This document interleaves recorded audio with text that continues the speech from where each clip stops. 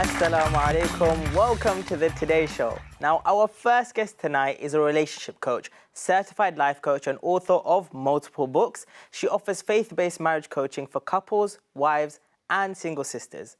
Having helped hundreds of women and couples with almost a decade of coaching experience with clients all over the world, joining us tonight to tell us about relationship coaching and how it works, a very warm welcome to the CEO of Muslima Coaching, Naielah Ackbarali. Welcome, welcome. Assalamu alaikum. Assalamu rahmatullah. Have a seat.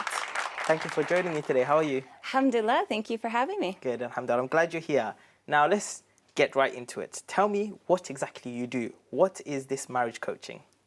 Well, I actually see myself as an educator more than a coach because I teach people about the principles of love. How do you show love? How do you receive love? How do you become the best spouse that you can be? And I teach that to both married people and singles. Wow, that sounds very deep. I guess we need to define a bit of what you mean by teaching love. That's an emotion. How do you teach an emotion? Well, actually, love is an action. And so it's not just something that you feel, it's something you do.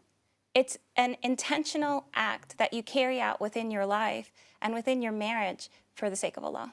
Wow, subhanAllah. So what role does pre-marriage coaching take in this kind of journey of coaching and marriage coaching and teaching love? What about the pre-marriage stage? Yeah, so premarital coaching, I think, is a new concept for the Muslim community. And what it does is it helps singles to understand what marriage is all about. A common question amongst single people is, why should I get married? You know, I'm already successful in my education, my career. Marriage doesn't really seem like something I want to go towards. So why get married? What makes a marriage successful? And what I personally do as well in my sessions when I work with singles, especially when I work with the bride-to-be and the groom-to-be, is I help them understand, are you two really compatible for each other? Right. And so it's common that people will be attracted to each other, they'll start talking, and then they may want to get married, but are you really good for each other? That's where my role comes in to help people with that. Right. It's amazing that you're taking that role because this is such a huge topic nowadays where many young people growing up, especially with the influences of maybe Western society, is that it's normal to get into a relationship before you get married. And so the norm for many people is, you know, I need to get in a relationship to know this person, to know whether I want to get married to them. So I think you're then coming in and saying, actually, if you kind of take this pre-marriage counseling or coaching on board, then that will actually help you with all those questions that you have without having to get into a relationship. Is this what you're finding? Well, the thing is that when people date beforehand, it's not necessarily an indicator that you're going to have a successful marriage. Right. Because a lot of times when you're dating, you're just enjoying each other. And so you're only having good times together. But marriage consists of both ups and downs, good and bad. And so you have to know how to maneuver through those situations. And when you're considering a spouse, you need to ask the right questions. You need to know things about this person before you actually agree to live in a long-term relationship with them. Like, for example, what kind of things make you angry? How do you handle your anger? And you don't necessarily ask those type of questions and maybe even see that side of a person when you're dating, but you do when you're a spouse. Yeah, that's so true. I mean, you don't really know the full extent of somebody until you actually become their spouse, right? So let's go into that. When you're now in a marriage and there are those difficult situations, how does this type of coaching that you offer help those couples? I think that there are different benefits for different couples. So for some people, they come into the marriage coaching and they find clarity. Right. So as you're going along in your relationship, sometimes you experience problems, you experience conflict, but you're not really sure how to look at it. Maybe you minimize the situation.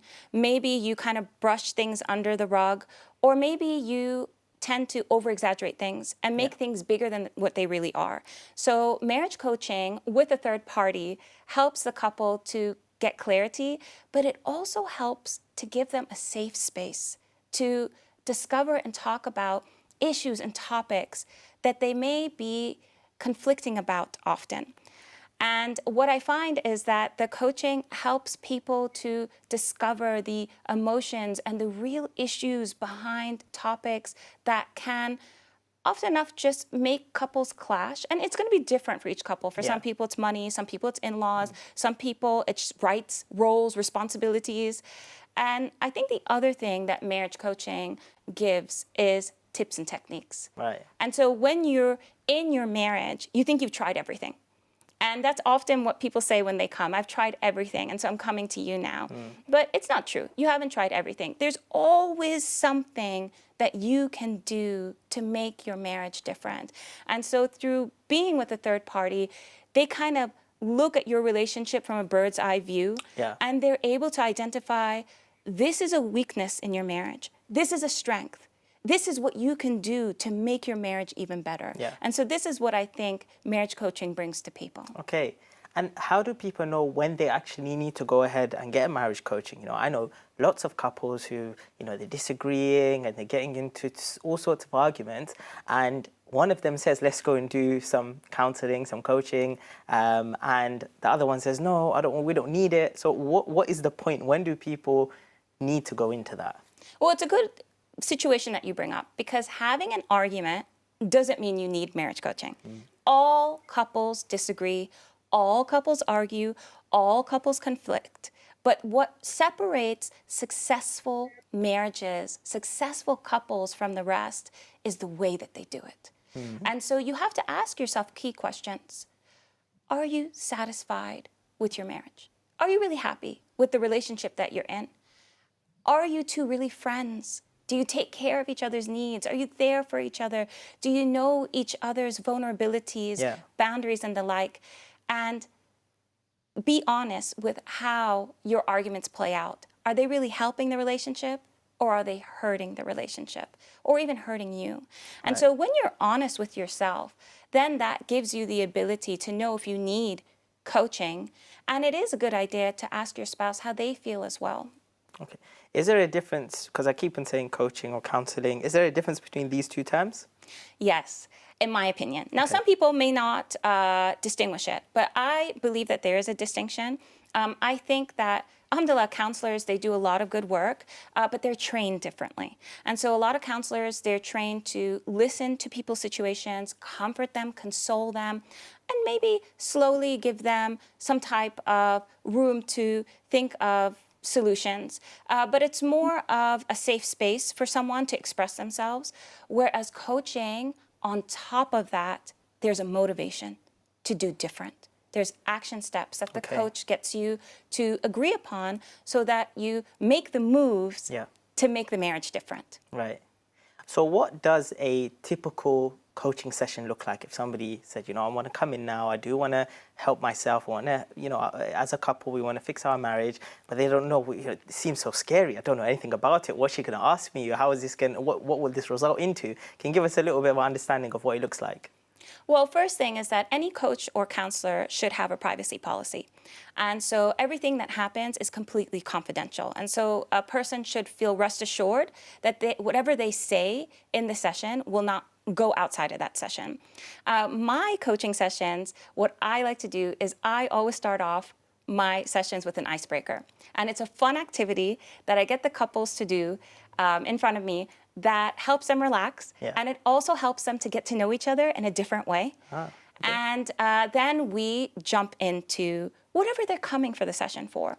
And we look into the issue and we discover it from different angles and see what could possibly help the situation. And I personally give homework to my clients throughout the week. Because I don't want you to just work on your marriage for 60, 90 minutes a week. I want you to use these tactics and techniques and practice them and see if they work for your situation. And so coaching should give the couple the tools and techniques to transform their marriage outside of the session. Okay. Wow. That sounds like it's going to be quite engaging, quite intensive. There's homework included as well, subhanAllah. We've got these books here, right? There's 4 books. You've written these books. Can you tell us a bit about what these books include? What's in there? What are they for? So the first book is Secrets of Successful Muslim Wives. And this was the first book I wrote. And I wrote it out of curiosity. I wanted to know, was there anything that a wife could do on her own in order to change her marriage, especially if her husband doesn't want to come into couples coaching. And what I did was I interviewed women that I knew had happy marriages. And I interviewed women from different ages, backgrounds, cultures. They were at different stages in their marriages, some newlyweds, some married for 10 years, some married for 40 years. I even interviewed aunties. And I asked, what are you doing in your marriage? Yeah. And I looked for themes. Where did they all kind of match up? And I wrote the book based on that. Okay. And the next book is Say It With Love, Communicate, Connect, and Cure Conflict. And this is basically like a bunch of my marriage stories intertwined with modern day communication tactics, conflict resolution tactics, and different things that a wife can do to win her husband's heart. Sure. The next one is Love Scripts, and this is one of my favorites. It's actually a novel. It's a story of a doctor who has 2 children, and she's basically grown apart from her husband. And they're more like roommates, which is a common thing that's happening in today's times. Okay. And instead of giving marriage advice just straight up, it is all intertwined within a story. Nice. And I did it that way because I found that there were sisters that were coming to me and they wanted to know marriage advice, but they kind of needed something unique, something different, something refreshing, something relaxing, not just kind of like tips and advice, but a different way to hear it. Yeah. And then the last book is Newlywed Nuggets, Golden Marriage Advice. And I wrote this because when I sat with newlywed brides, I found they were at a whole different level. It's kind of like you have someone that has a clean slate, knows nothing about relationships. They've never been married for a lot of these ladies. Yep. And you can't talk too advanced to them about marriage because they sit there and they say, oh, why do people get into conflict? Sure.